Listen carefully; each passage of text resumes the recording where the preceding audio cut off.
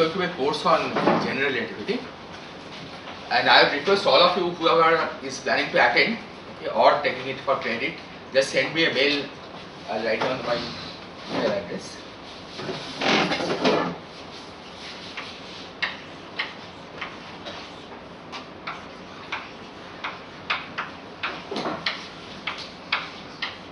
So just send a mail to this address so that I can keep you on the mailing list. Okay, so that in case there is any change in the plans for the class, I'll inform you by email.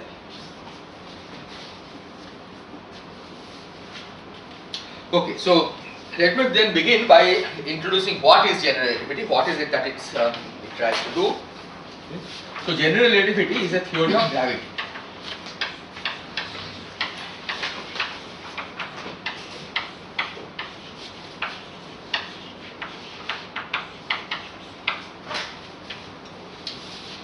Now, of course, we have learned about Newton's theory of gravity, okay, which is based on a very simple law,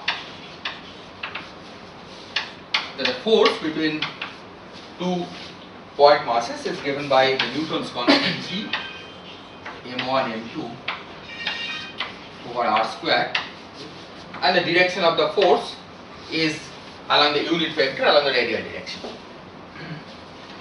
And you also know that it's always attractive. Okay, so you can put a minus sign here just to denote that it's always inwards. However, this law has one flaw, and that is that this describes action at a distance. What does that mean? That imagine that you have 2 point masses here and here. We move this mass a little bit, then the other one feels the effect instantly, okay, without any time delay, and this we know is inconsistent with the basic principles of special relativity, okay, which says that no signal can ever travel faster than light, okay. Whereas if Newton's law had really been the correct law of gravity, then we could simply move this point mass, that effect will be felt by this point mass instantly, and then by appropriately moving this point mass you could transmit signal to this object over here in 0 time, okay. That will be the instantaneous transmission of information, and that is inconsistent with the general theme of special relativity. Now we can of course proceed with two different approaches. One, we can say that the Newton's law of gravity is the right one, okay, and special relativity doesn't hold for gravity. On the other hand, we can say that special relativity is the correct principle and Newton's law doesn't hold. And as it turns out, okay, it's Newton's law which is at fault, okay, and that is rectified in general relativity. Now, of course, I mean, we know that Newton's law is not the right one only because we have tests of general relativity. Okay, otherwise it could have happened that special relativity breaks down for the theory of gravity. Okay, but we know that that's not the case. Okay. Relativity holds, Newton's law breaks down.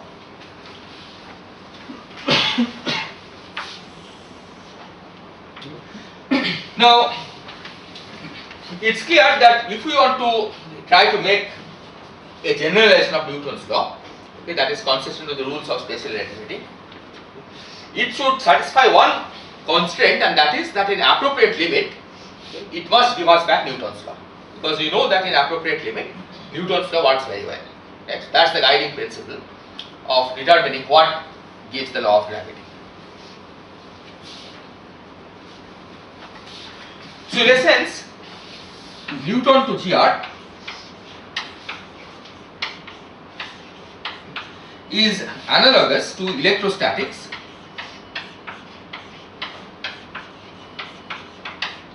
to Maxwell theory.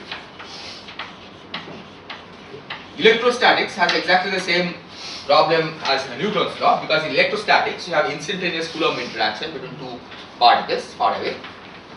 And again, if that was the final law, then moving one point charge, you could instantly transmit information to the other point charge. But you know that that is not the correct description, because the correct description is a Maxwell's theory, and in Maxwell's theory, if you move one point charge, the way the information gets transmitted is through electromagnetic wave. That takes a finite amount of time, okay, because it propagates the velocity of light. So at this level, okay, we can say that Newton to GR is like electrostatics to Maxwell. However, it turns out that GR requires a little bit more sophisticated mathematics compared to Maxwell's theory, and this is what is known as the Riemannian geometry. So, underline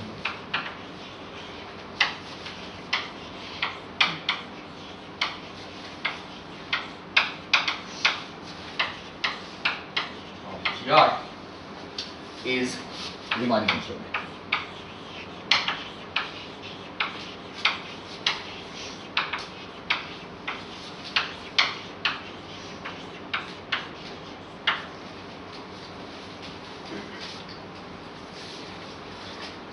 So because of this, what I'll do is that in the first few lectures, I'll try to give an introduction to Riemannian geometry, okay, without any reference to gravity or anything else. Okay, so in the first few lectures, you will not hear the word gravity. Okay, we'll try to describe what we mean by Riemannian geometry, and as you will see, it's a generalization of the usual Euclidean geometry that you are familiar with. So this is some kind of generalization of Euclidean geometry.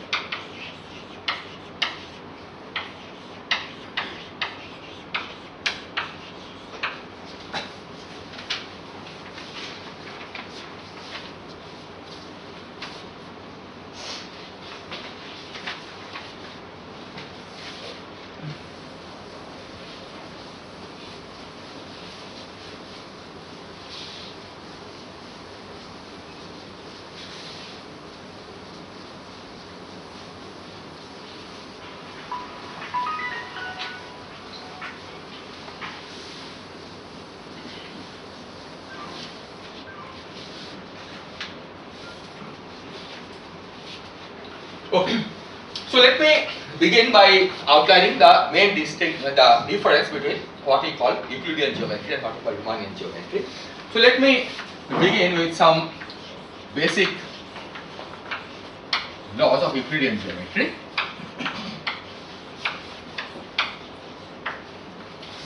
And that is based on the notion of distance. So take conventional three-dimensional coordinate geometry that you are familiar with. And let's take 2 points which are infinitesimally close to each other. So take 2 points, one of which has coordinate x1, x2, x3, and the other one has infinitesimally different coordinate x1 plus dx1, x2 plus dx2, x3 plus dx3.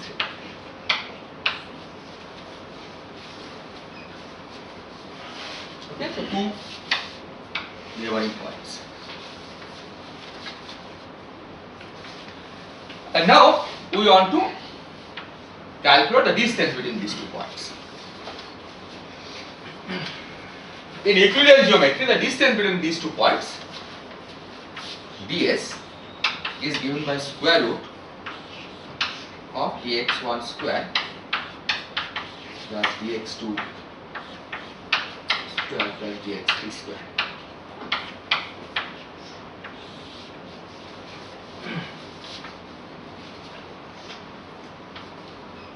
Is this? We can also write this as ds square as dx1 square plus dx2 square plus dx3 square.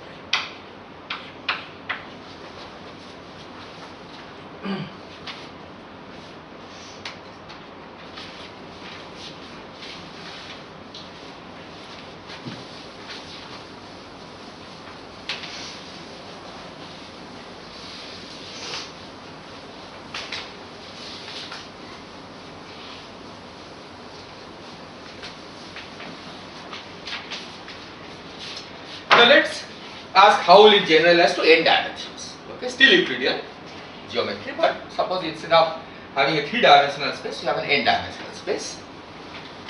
So in n dimensions,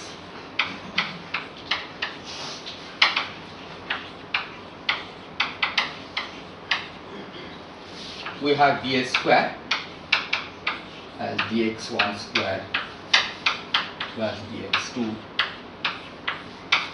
square up to dxn square, which you can also write using the summation symbol, sum I equal to 1 to n dxi square.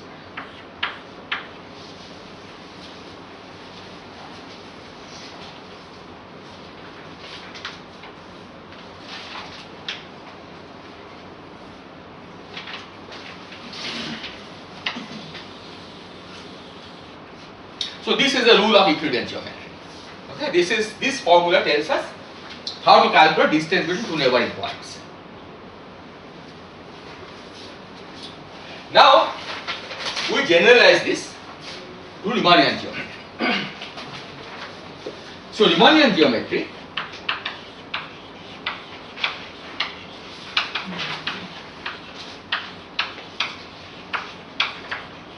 has a different rule for calculating the distance between 2 points, and that is ds square. Well, this summation symbol is familiar to everybody, right? This is sum from 1 to n. So in Riemannian geometry, the rule is that the sum over I and j equal to 1 to n gij of x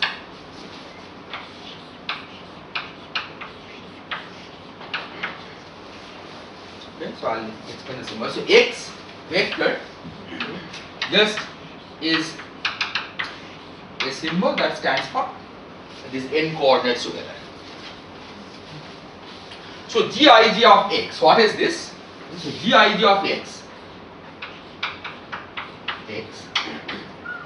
is a function of x1 to xn for every pair I and j. Okay, so g11 is some function of x1 to xn, g12 is some function of x1 to xn, and so on. And we can always choose without any loss of generality that gij is equal to ggi.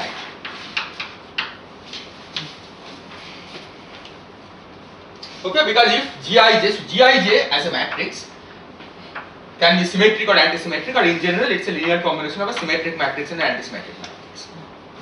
But the antisymmetric part will drop out because this product is symmetric. Okay? So for example, g12 dx1 dx2 plus g21 dx2 dx1. So you'll always get the combination of g12 plus g21. So we can from the beginning take gij to be symmetric. Namely, gij is equal to ggi. Yes. So the point is that suppose gij is a n by n matrix, then you can always write it as a sum of a symmetric matrix. I can always write it as a sum of a symmetric matrix and an antisymmetric matrix. So Sij is Sji and Aij is minus Agi. Any matrix can be written this way, right? Sum of a symmetric matrix and antisymmetric matrix. Now, when you substitute Agi in this expression, we will get a combination of A12 dx1 dx2 plus A21 dx2 dx1. But dx1 dx2 is the same as dx2 dx1.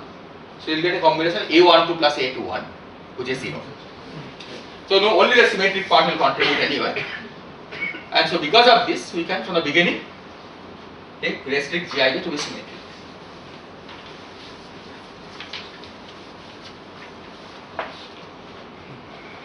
So this is the general definition of what we mean by Riemannian geometry. Okay, that the distance between neighboring points is not simply dx1 square plus dx2 square plus dx3 square, etc., that you would normally expect in Euclidean geometry, but it's a more general notion of distance which is measured by this function.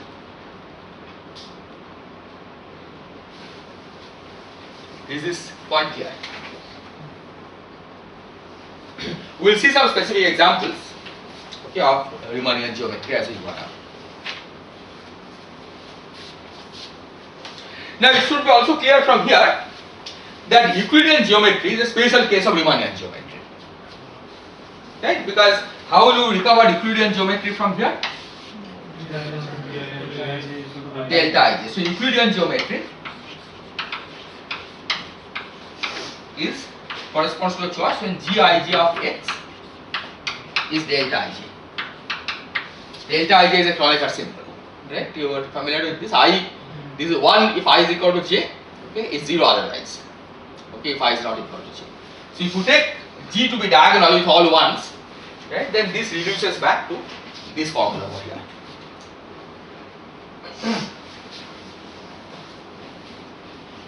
So Riemannian geometry in some sense is a generalization of Euclidean geometry. So can it include negative distances also? And why is it so that? Yes, so it could include negative distances. Eventually we will be interested in Lorentzian signature, so it will include negative distances. But for now let's consider it to a positive distance. Okay. But there is no restriction, by the way, for making it to be a negative or positive. Well, when Riemann introduced, I mean, he had in mind of only positive distances. Okay. But when we apply it to general relativity, we will also allow negative distances. Okay. So those will be measured by the eigenvalues of this matrix. Okay. If all the eigenvalues are positive, right, then the distance is positive definite. But if some of the eigenvalues are negative, right, then it's not positive definite. So as a geometry point of view, there is no restriction to have a positive or negative. No. You can have Riemannian geometry with a negative signature.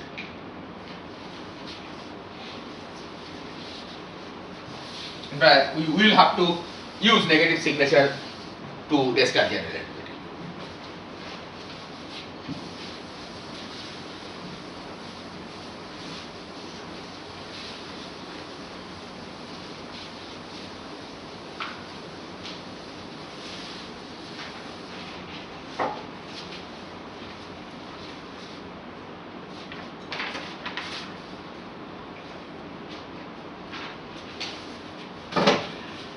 Now, given an n-dimensional space, we can have choose many different functions Gij of x.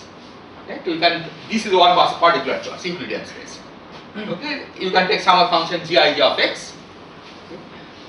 Now, given two different functions, different sets of functions Gij of x, they generically will define different geometric spaces. Okay, different Riemannian manifold. Okay, so if you have one set of functions Gij, okay, that gives a specific Riemannian manifold. Now you take a different set of functions that will in general be a different Riemannian manifold. Okay. This is true generically but not always. Okay, and we will see why it's not true always. Okay, sometimes it may happen that two different set of functions they still have the same Riemannian manifold. And this happens if they are related by a coordinate transformation, okay, which is what we are going to discuss now. So imagine that we are given a metric like this. Okay, so this is known as a metric. Okay, the Gij is what we commonly refer to as a metric. Okay, because it measures distance. A different set of coordinates.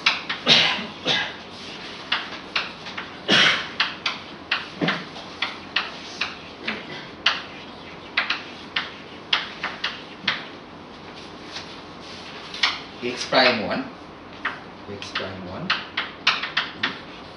x prime n. So what exactly do you mean by different set of coordinates?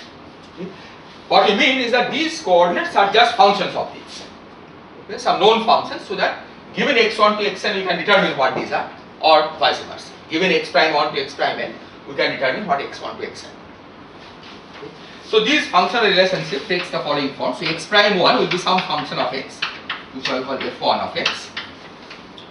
X prime 2 will be f2 of x, and so on up to x prime n.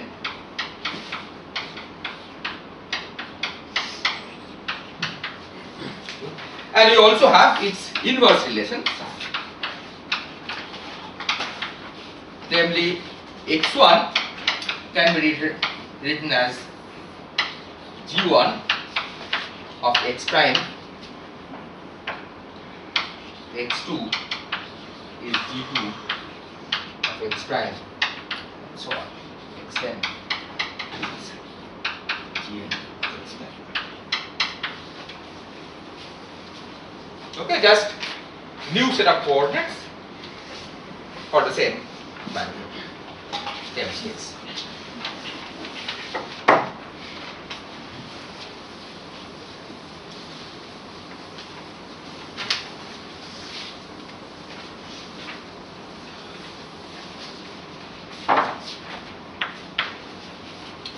So this G is different from this G. No.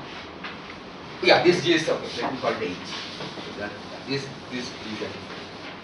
So H1, H2 up to Hn. Okay.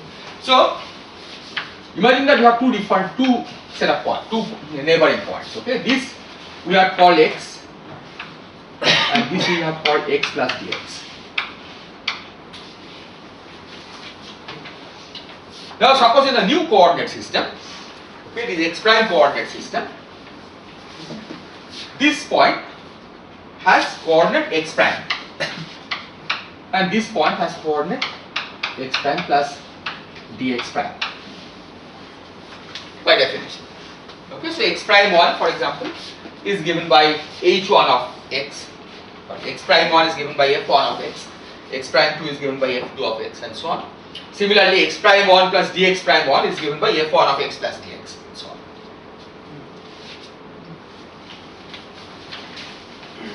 Then we have the relation that dxi is given by sum over k del xi del x prime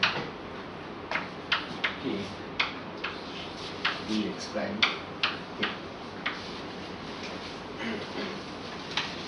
Just chain rule, right? That how much, that if x prime changes by dx prime k, okay, how much does xi change? Okay, so that change is obtained by this rule. This is clear? The change of a function xi after all is some function of the x prime 1 to x prime k. Okay. So the change in xi is given by, determined by how much x prime k changes. So given this, we can now see the distance between the same two physical points. What does it look like in the x prime coordinate system? So ds square will now be given by sum over I j equal to 1 to n g I j of x. Then for dxi, I am going to substitute this over here, sum over k equal to 1 to n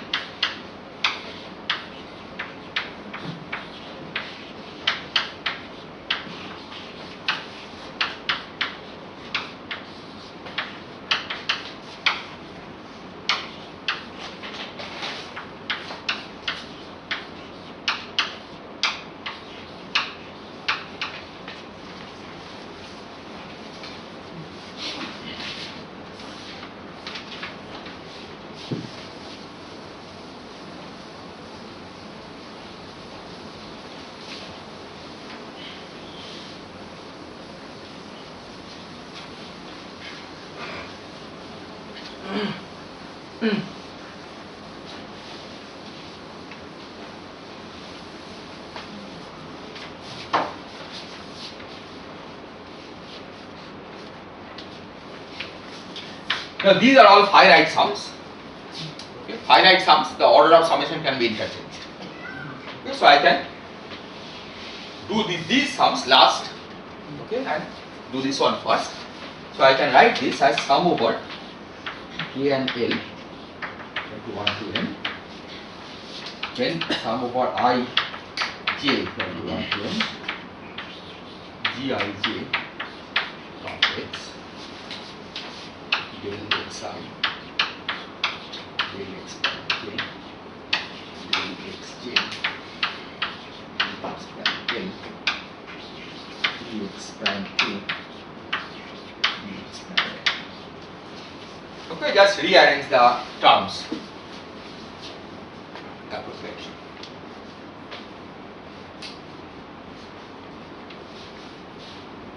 Is this okay? So this quantity I call g prime kl of x prime. This is some quantity, right, which has index k and l. Okay, I and j are of course summed over, so it has index k and l. So I call this quantity g prime kl of x prime. So I can write the metric as sum over k l equal to 1 to n g prime kl of x prime dx prime k dx prime l. But since k l are dummy index, I can also rewrite this as sum over ij equal to 1 to n g prime ij of x prime dx prime I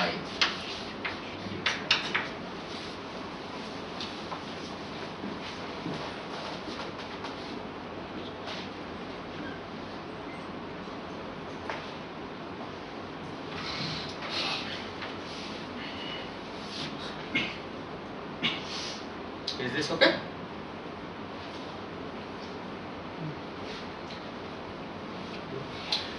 So now we can see that g prime in general will look like a different function. Nevertheless, g prime and g, okay, these two sets of functions, they describe exactly the same Riemannian space, because you can go from one to the other simply by change of coordinate system. Okay? There is no intrinsic difference between these two different Riemannian manifolds. You can simply go from one to the other by just changing coordinates. Right? Whether you use x coordinate or x prime coordinate, the metric will appear as gij in one coordinate system and g prime ij in the other coordinate system. Is this clear? So g and g prime, gij and g prime ij describe same metric, same space, same Riemannian manifold.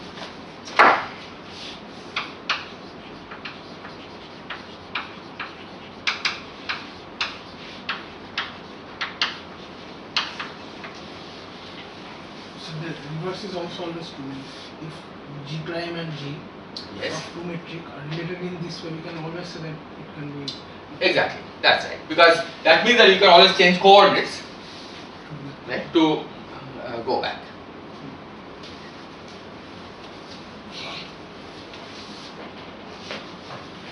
So let me now do some examples, okay, which will make things clearer.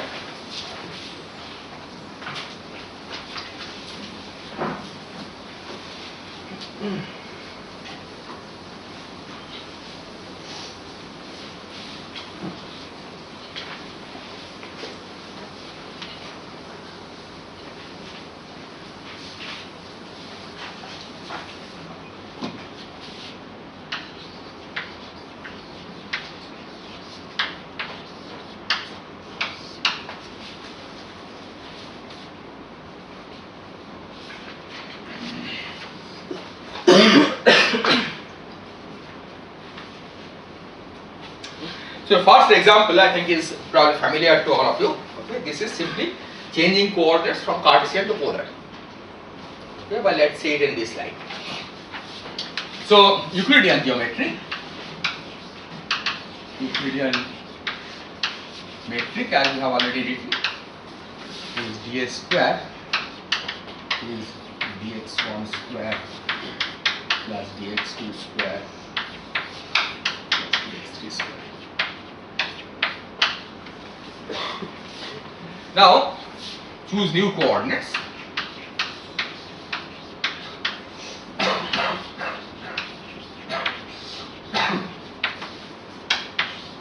R theta phi in the following way. So x1 is r sine theta cos phi, the standard spherical coordinate system.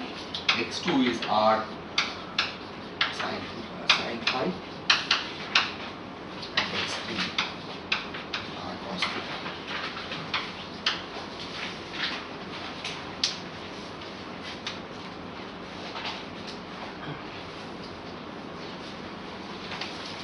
So then we can apply this rule to find what the metric will look like in the r theta phi coordinate system. Or equivalently, what we can do is we can just simply express dx1 in terms of r theta phi, dx2 in terms of r theta phi, dx3 in terms of r theta phi, and substitute. Okay, so let me just write one of these equations and leave the rest for you to do.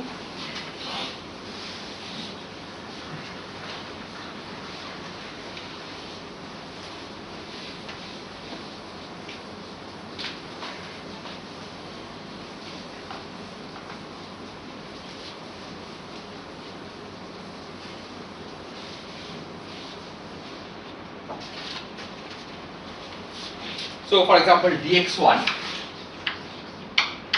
will be given by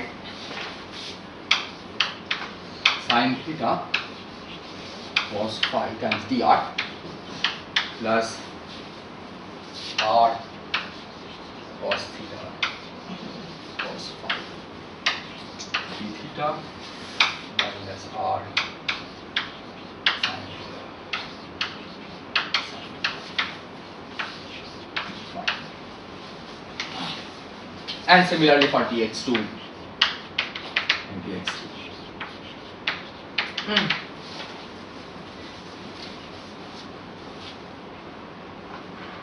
Okay, and then at the end you can calculate ds square as dx1 square plus dx2 square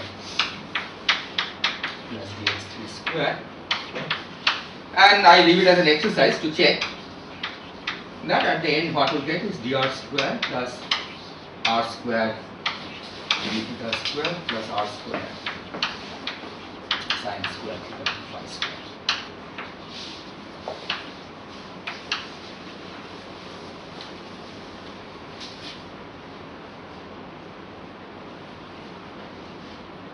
Okay, so this means that in this r theta phi coordinate system we have g r r is equal to 1, g theta theta is r square, g phi phi as r square cos square theta, and all other gij 0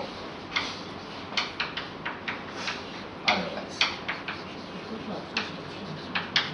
So you can call it g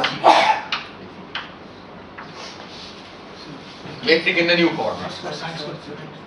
R square sin square theta. Thank you.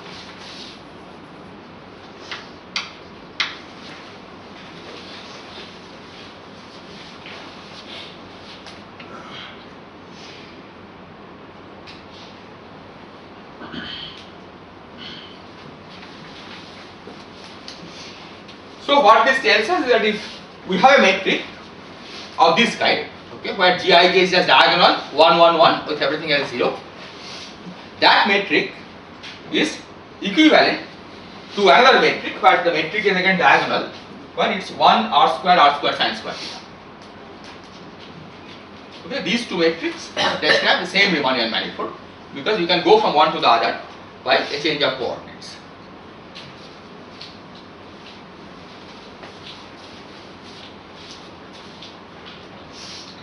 Is this clear?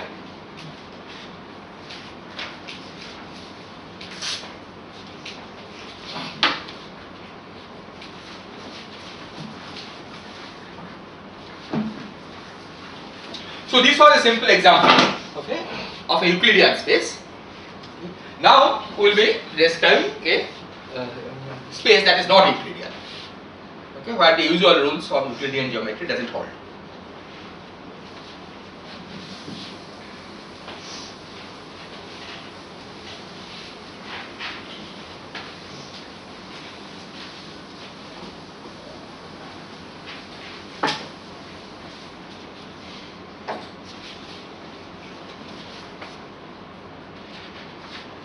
So example of a non-Euclidean space.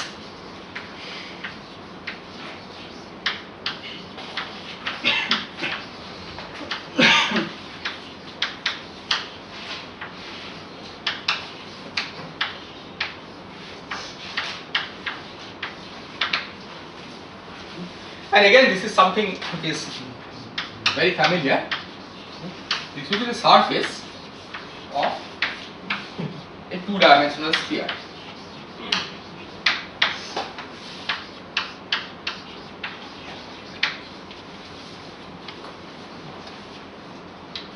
Okay, how do we describe the surface of a two-dimensional sphere? Okay, we can simply write an equation x square plus y square plus z square is equal to a square.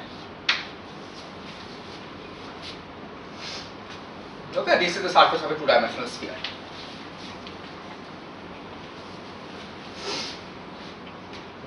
So we could write the metric, the distance between 2 points on the sphere is still dx square plus dy square plus dz square, because that's the distance in 3 dimensions, and we are restricted to move on this space. But that is not the most efficient way of describing a two-dimensional sphere, because if the sphere is two-dimensional, then it requires only 2 coordinates to specify the location of a point on the surface, right? Not 3. Okay, 3 coordinates are not independent. So what you would want to do is to introduce 2 independent coordinates and write the expression for the metric, okay, distance between the 2 points, in terms of those 2 coordinates, not 3 coordinates the way you have written here.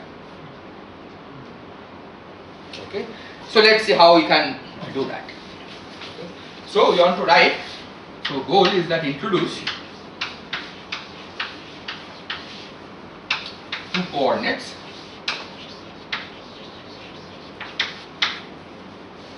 We are defining distance along the surface. Yeah, we are defining distance along the surface.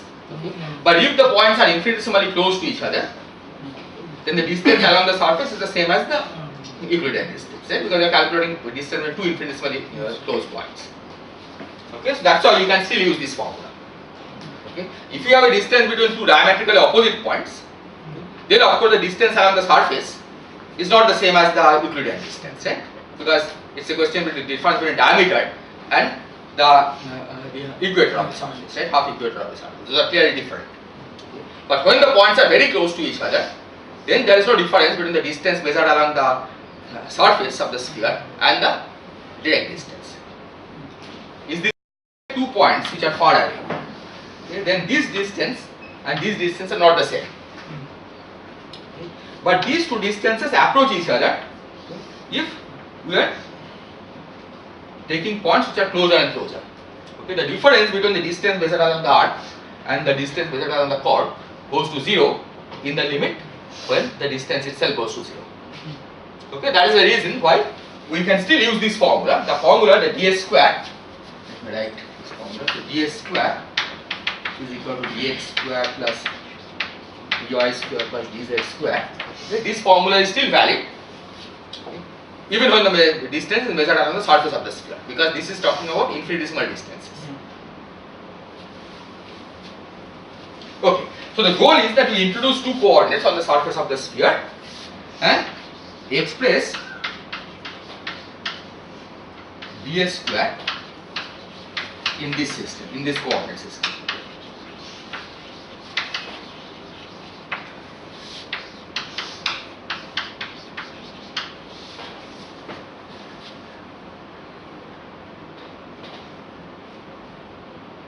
Okay.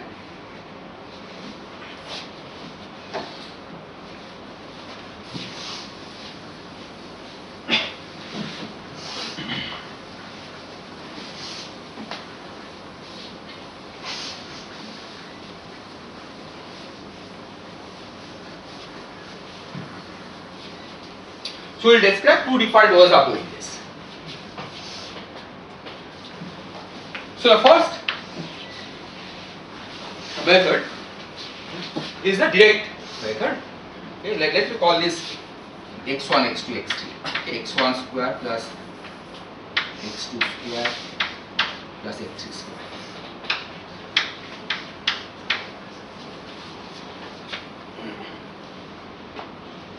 So the first method is to simply eliminate x3 using this equation. Okay, so x3, write x3 as plus minus square root of a square minus x1 square minus x2 square.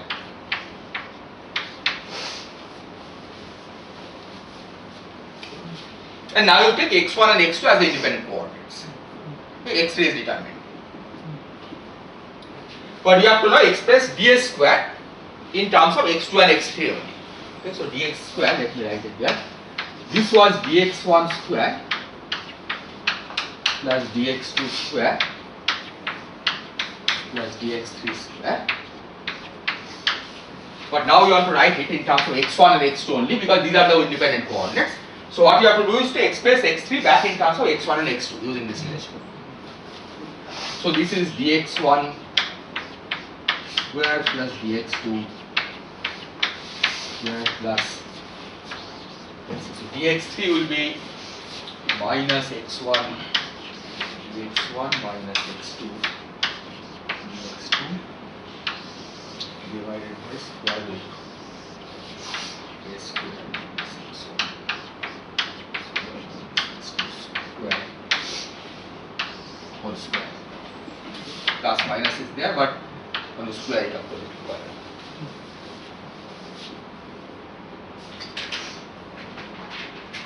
Is this okay? Right? This is the differential of this. And then when you square it and add things up, what we get is 1 plus x1 square over a square minus x1 square minus x2 square times x1 square plus 1 plus x2 square over a square minus x1 square.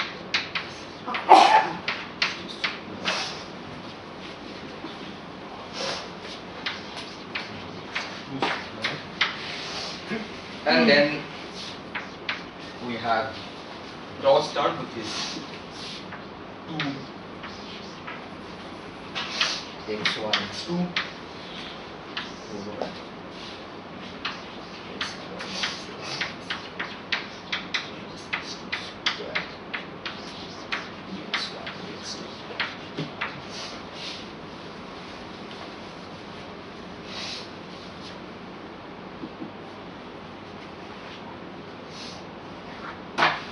okay? Is this okay? I have just squared it and collected terms together. So from this we can read out the various components of the metric.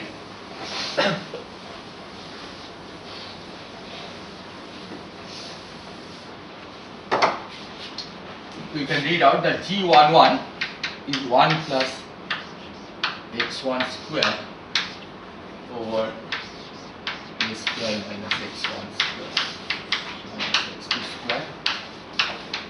G22 is 1 plus x2 square over a square minus x1 square minus x2 square. And what about G12? How much is G12 from here? Yes. x1 x2 over a square minus x1 square minus x2 square. Okay. This 2 goes away because there is a G12 dx1 dx2 plus G21 dx2 dx2. So this is one way of describing the surface of a two-dimensional sphere. Okay. This metric describes the metric on the surface of a two-dimensional sphere.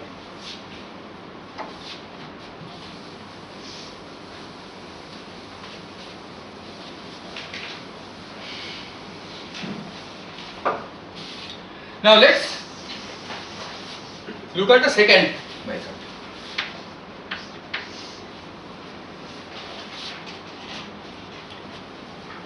So in this method what we do is that we can first go to spherical polar coordinates. Okay. So go from x1, x2, x3 to r theta phi.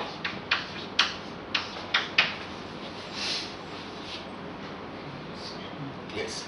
In this metric we have a term in the denominator a square minus x1 square minus x2 square, and Yes. we are talking about a sphere. At Yes. some place this x1 square plus x2 square must go to a square, Exactly, yeah. which will make this metric to diverge. Diverge, exactly. So that basically means that this coordinate system is not good at that, around those points. How to see that without going into the coordinate system from like How to see that this is a similarity not of the space, but it's a yeah. So the point is, for that what you have, there are various ways to do that, right? One way is to look for another coordinate system which is good, in which the metric behaves correctly around this point. Yeah, that's what we will do. Okay? The second coordinate system that I will be writing, right, we will see that the metric behaves correctly, behaves without any problem near these points when x1 square to x2 square equal to a square. Okay? General method is there are various methods. So another method is to explicitly find coordinate transformation which makes a metric non-singular around those points.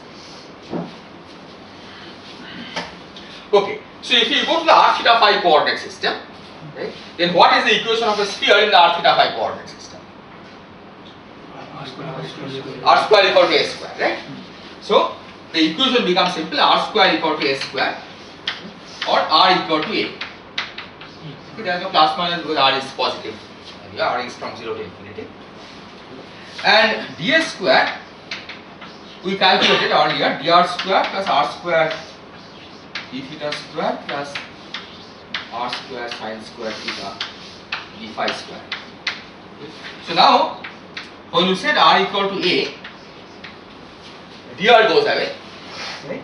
And this becomes a square d theta square plus sine square theta d phi square.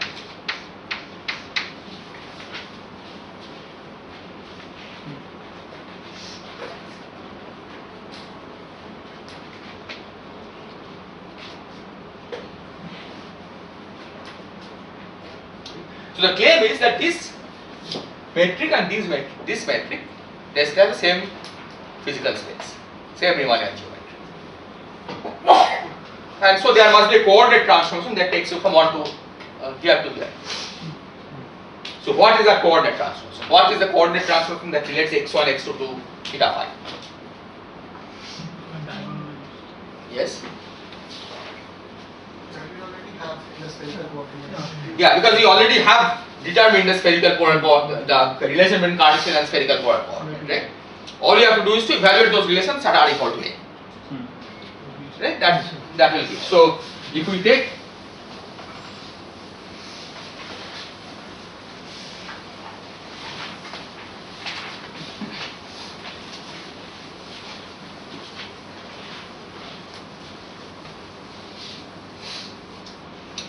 x1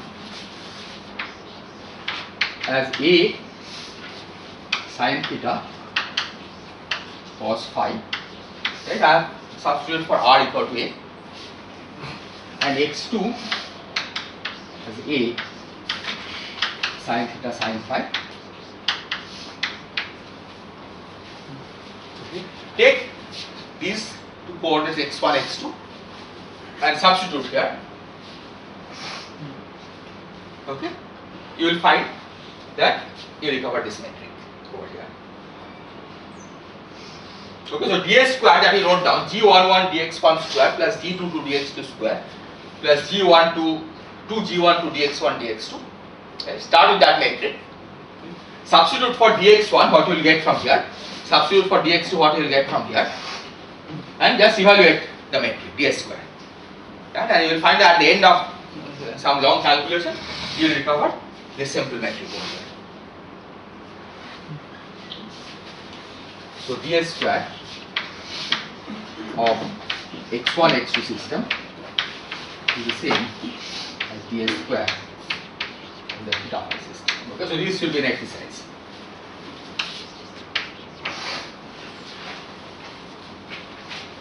Okay, to explicitly check that this is really the case.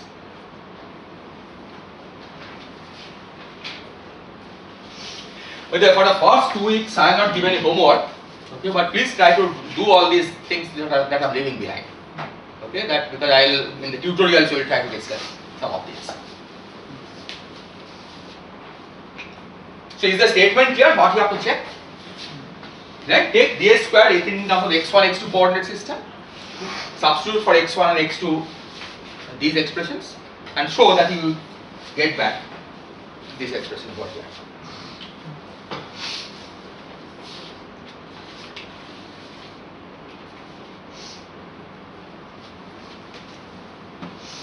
Now here of course we are lucky because we have derived them, okay, from some three-dimensional metric which is simple.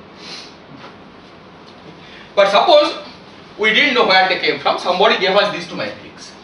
Okay, one metric given in terms of x1, x2, other metric given in terms of theta phi. How do we conclude that these are the same Riemannian spaces? Riemannian. Analyze If we see, just diagonalizing is not going to help.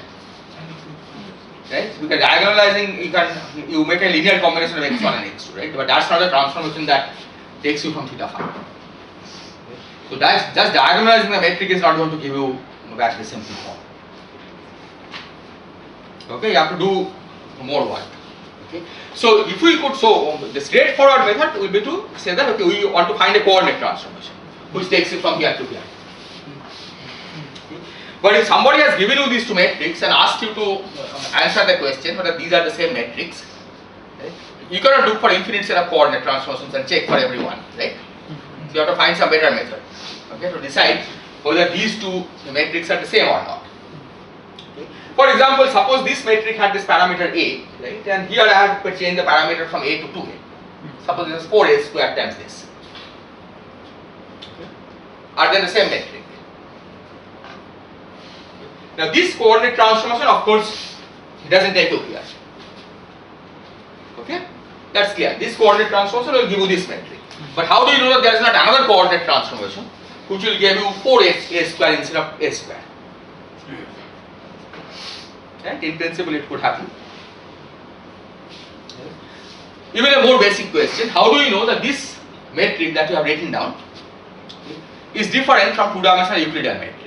dx square 1 square plus dx2 square. Okay. Could there be a coordinate transformation that take you from this to just dx1 square plus dx2 square, right? Or dy1 square plus dy2 square, or some y1, y2, which are functions of theta and phi. Okay. So clearly these are important questions because these are the questions that need to be answered to classify which Riemannian manifolds are distinct. Right? If you are given two Riemannian spaces, we want to know under what condition they are actually different spaces, right? Or under what condition they are actually related by coordinate transformation.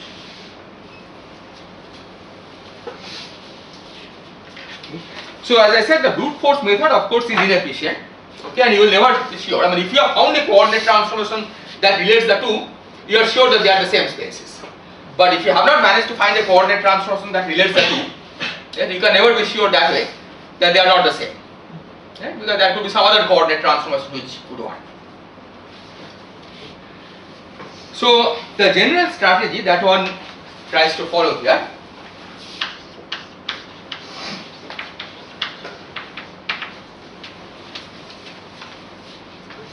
is to construct appropriate combinations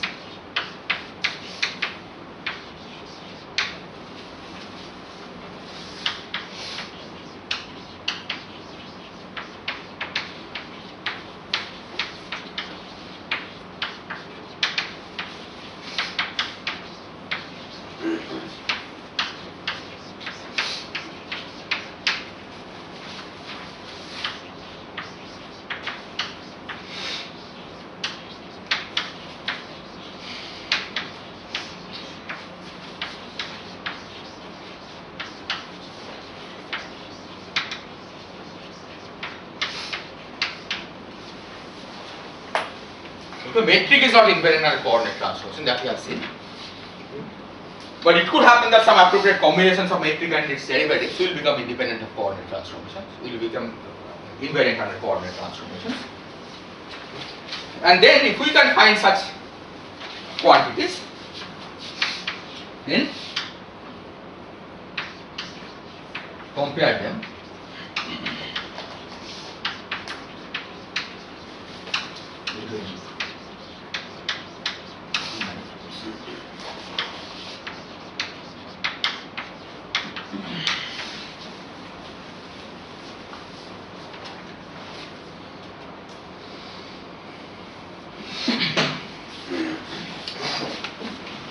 And in that case, because these quantity combinations by definition do not change under coordinate transformation, if their values are different between two different manifolds, we know for sure that the manifolds must be different. Right? Because any coordinate change that you make in one manifold, so will leave this quantity unchanged. Right? So if this quantity is different in two different manifolds, they must be different. So in particular, for this two-dimensional space, we will be able to construct a quantity out of the metric and its derivatives, whose value is A, this constant A. Okay, in this coordinate system as well as in this coordinate system. And that tells us that if we have two different manifolds, one with metric given by A, the other one with metric given by 2A, right, for which the metric is 4A square times the same expression, then those two manifolds can never be related by coordinate transformation.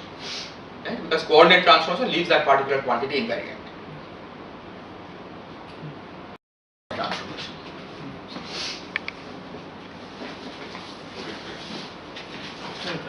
But say the invariant quantities of two metrics are same, then can we conclude that they must be? Yeah. So if there are sufficient number of invariant quantities which are the same, right, then the two metrics will be the same. Right? But just one invariant quantity being same is not enough. Right? So for every, it depends on the dimension of the manifold and so on. Okay. But given a specific case, then we can see what are the things that we have to check to establish that they are the same.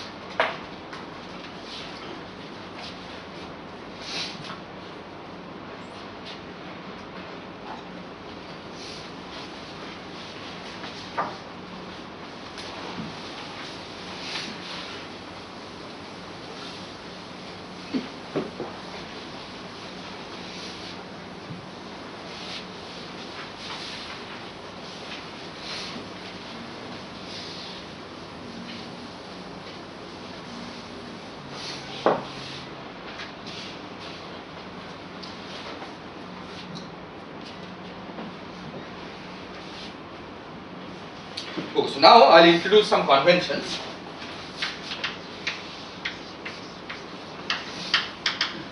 Okay, which have followed implicitly, but now I will make it more explicit. Okay.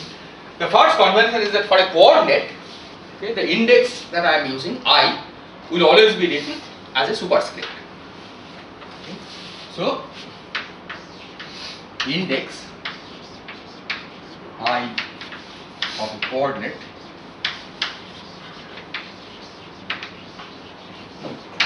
will be a superscript.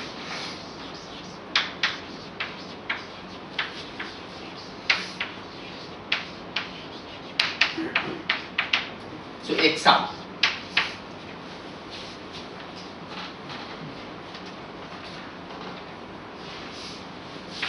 Then del xi, okay, derivative with respect to a given coordinate, I will write as just a subscript I attached to. Okay, so this is the definition. So del xi. So del I by definition is del xi.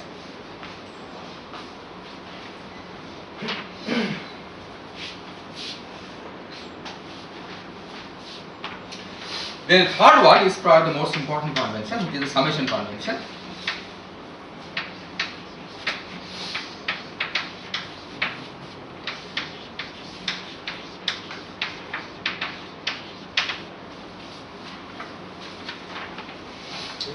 And that is the following, that any index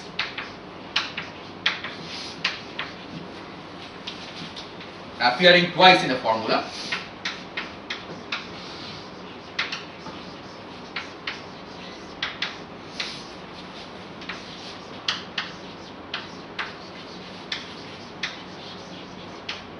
once as subscript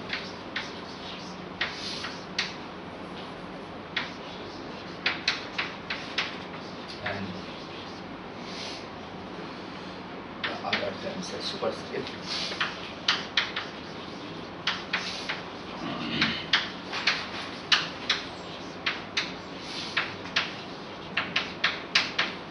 is always sum.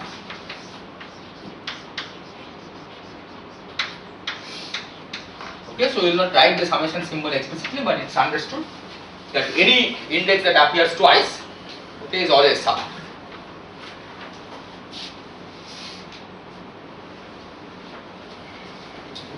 And this is useful because this allows us to drop many of the summation symbols, okay, from the formula. Okay, it's a convention, so it's not necessary. Okay, you could have used coordinates with subscript notation. Right? You could have used this also as subscript or superscript in the way you like. Okay. You did not have used summation convention because all of these are conventions. It's just that using these conventions you can make the formula look simpler. Okay. And often we can use this convention. If you work in this convention, often you can check if the validity of your formula by making sure that the indices are appropriately matched above and below. Okay, that whenever an index is repeated twice, it should never happen that the same index comes twice, but both as superscripts or both as subscripts. Okay, so follow the summation convention, it will always appear in a pair, once as superscript, one as subscript. So let me give the example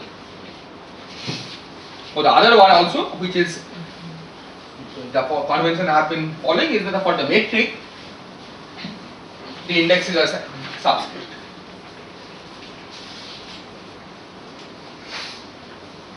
Let me write that.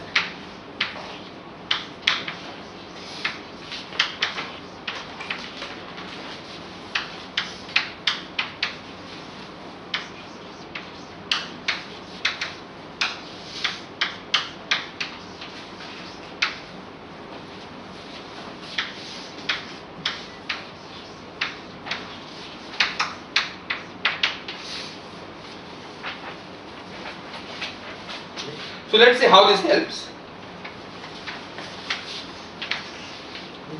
First, let's look at the expression for the distance square, ds square, which was sum over ij equal to 1 to n gij of x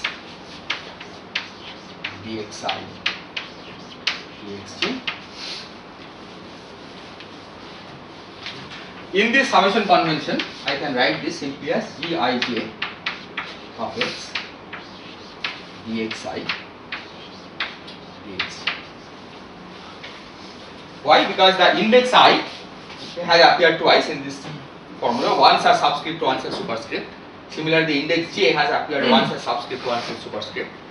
So they are automatically summed over without having to tell that they are summed.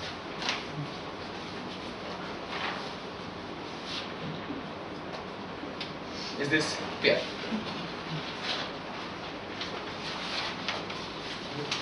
So this is the first example. The second example is the transformation law of the metric. So what was the transformation law? G prime ij of x prime was sum ij equal to 1 to n g prime k n here.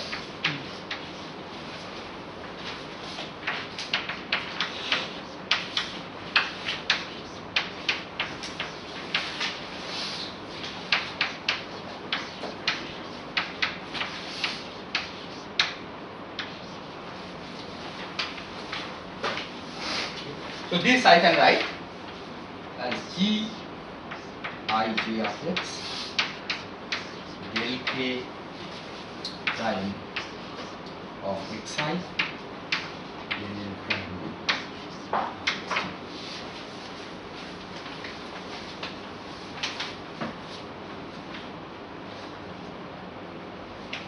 Okay, again you see that ij index is summed over.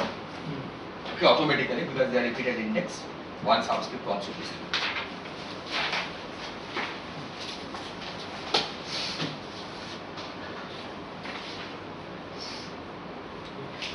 The other thing you can notice from this formula is that the index, the free index, okay, which is not summed over, must match between the left hand side and right hand side.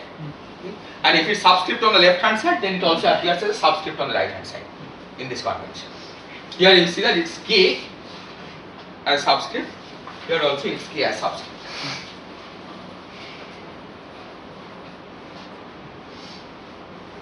Is this okay?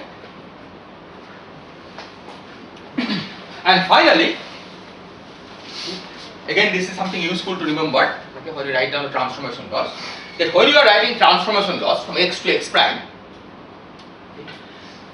then a given index, if it belongs to the prime variables, it must belong to prime variables on both sides. Okay. If it belongs to the unprimed variable, it must belong to the unprimed variable on both sides. Okay. Or when it's repeated twice, it must either both be part of a prime variable or both be part of an unprimed variable. So let's say this k, index k. Okay. This is part of a prime variable, right? G prime. Okay. And you see that on this side, the index k is also a part of a prime variable. Okay. LL is x prime. LL x prime. Similarly for the index n. On the other hand, the index I is part of an unprimed variable. Okay. It was original metric Gij, and it's contracted with xi, which is again an unprimed variable. Is this clear? Okay, this rule is, of course, looks trivial here because after all this is the rule that we had derived, right? But this rule will be useful to keep in mind because when you write down general tensors, okay, it's easy to use these rules to figure out what the correct transformation of the tensors will be.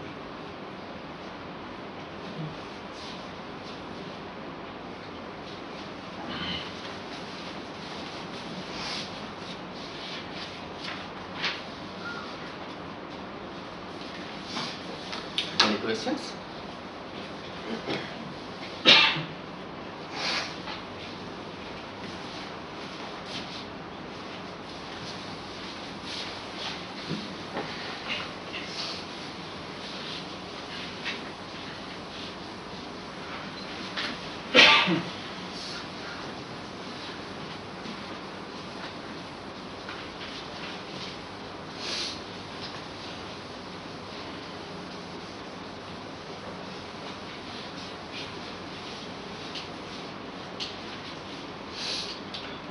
So now I am going to introduce the notion of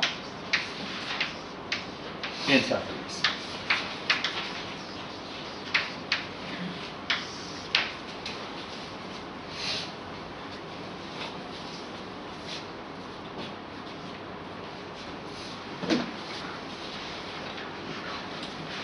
So let's suppose some combination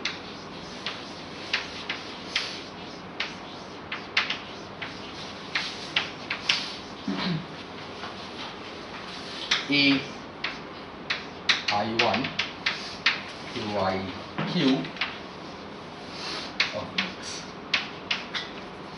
of the metric and its derivatives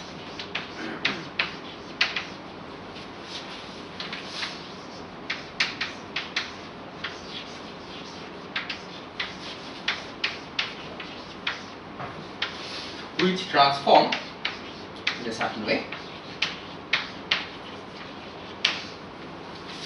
This transforms as follows. So A prime I1 to IQ of x prime, this should be related to in some way to A J1 to JQ of x. Sir? Yes. So here derivatives means all derivatives of all orders. Yes, derivatives could be derivatives of all orders, right? I mean, right now we are not saying restricted to any finite order derivatives. Some combination of metric and its derivatives, right? We will see later how to construct such combinations. Okay, right now we are saying, suppose you have been able to construct some combination of metric and its derivatives which has certain transformation laws, right? So that when you change the coordinates, right? So the metric, you get a new metric G prime Ij, right? You take the same combination but now constructed out of G prime Ij, okay? And the derivatives are now with respect to x prime I. Okay? So that's what we will call A prime. Okay? And imagine that this combination has been constructed in such a way that A prime and A are related in a certain fashion. Okay? We will supply what these missing terms are, okay? But under that condition we will say that A transforms as a tensor, okay? In particular as a covariant tensor. Now you want to put in these factors. So can you guess what these factors should be? I1 prime. Yes, del. Del I1 prime. Give me the first term.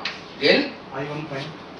del I1 prime x I1 prime X xj1 up to del prime IQ of xj3.